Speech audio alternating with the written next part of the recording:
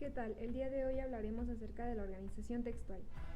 Todo texto necesita tener buena organización de sus ideas para su fácil comprensión y correcta transmisión del mensaje.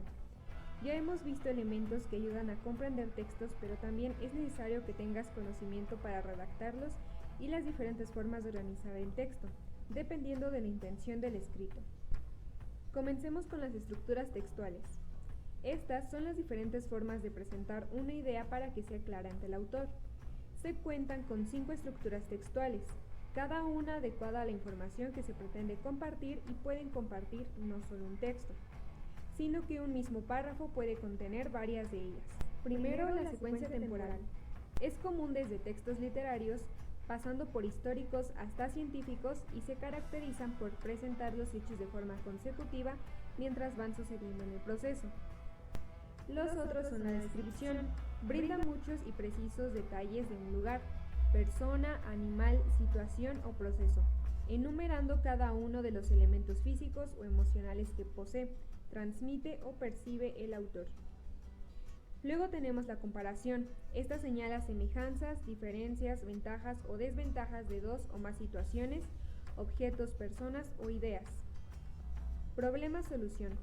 Plantea una o varias problemáticas, así como sus consecuencias y propone soluciones a ellas. Y por último, causa-efecto.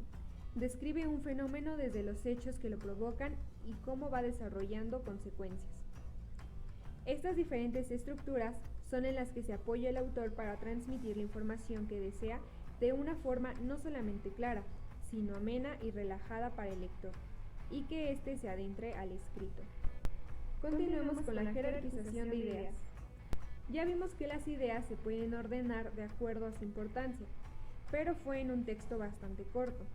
En textos más amplios, como los que ya hemos observado en el ámbito científico, la jerarquización es más compleja y agregamos a las ideas primarias y secundarias las ideas subordinadas. Puedes apoyarte con este esquema. Como podrás darte cuenta, al inicio de la pirámide tenemos a las ideas principales, que contienen la esencia del texto y debe repetirse constantemente para dejar clara su función. Seguidas de las ideas secundarias, sostienen y apoyan con sus postulados la idea principal. Y por último, las ideas subordinadas, presentan datos, referencias, ejemplos, cifras, casos, imágenes y más elementos duros para respaldar estas dos ideas. Ahora sigamos con la tipología textual. Ya vimos diferentes formas de presentar las ideas dentro de un mismo texto, pero la tipología de textos es la clasificación de ellos según sus características y funciones, que cumplen de acuerdo a su destinatario o el público al que va dirigido. Encontramos estas tipologías con sus ejemplos. El primero de ellos es el literario. Muestra una historia o un relato fantástico o basado en la realidad. Ejemplo, los cuentos, novelas, poemas, fábulas o historietas. El periodístico. Relata el acontecer del día a día. Este se ve en diarios, noticias, crónicas, reportajes, columnas de opinión o entrevistas. El científico. Presenta información comprobada y con sustento profesional. Por ejemplo, los libros, informes, artículos o guiones de conferencias.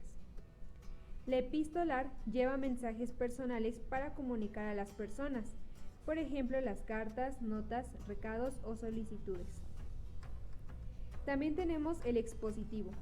Este se centra en un tema en particular y se dedica a solo dar datos duros y específicos. Por ejemplo, los textos escolares, libros de texto o monografías. También tenemos al argumentativo. Este contiene ideas que tienen la intención de convencer al lector de que sus postulados son los correctos. Por ejemplo, artículos de opinión, CVIs, panfletos, ensayos, guiones de debates o actas de congreso.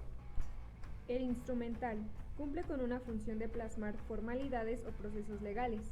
Por ejemplo, los contratos, actas, cheques, facturas o recibos. El instruccional otorga pasos, requerimientos o reglas a seguir. Este se ve presente en las recetas, en los códigos, reglamentos, instructivos, pliegos petitorios y leyes.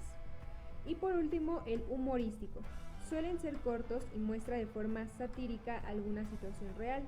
Por ejemplo, los chistes, las viñetas, memes, murales y publicidad. Bueno, con esto finaliza esta lección de categorizar los textos y sus ideas.